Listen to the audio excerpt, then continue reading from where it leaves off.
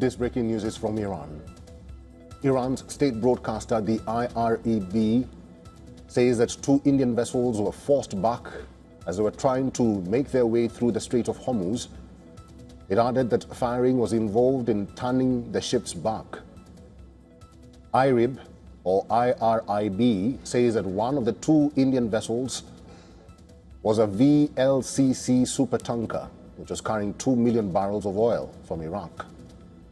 These developments come in the wake of Iran closing the Strait of Hormuz once again. On Friday, Iran had announced that the strait was open for transit for some commercial vessels.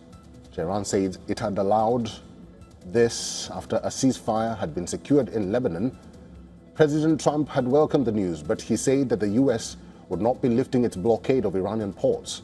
The U.S. Navy has been preventing ships from sailing to and from ports in Iran. Trump claimed that the U.S.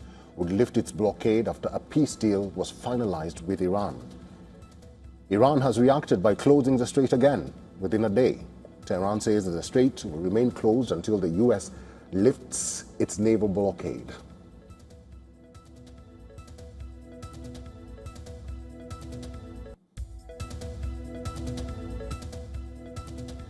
Let's talk about this latest development, and we do understand that there are gunboats that are patrolling the Strait of Hormuz.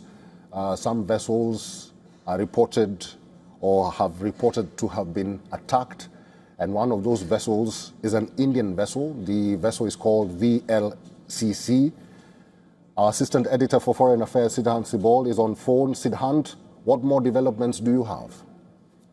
Well, we know what the reportage has come from the Iranian side. Of course, more details are awaited. The situation is evolving. We need to await the comments by the Indian side as well. But essentially, the situation in the Strait of Hormuz remains complex. Donald Trump at one point has been saying that it's open.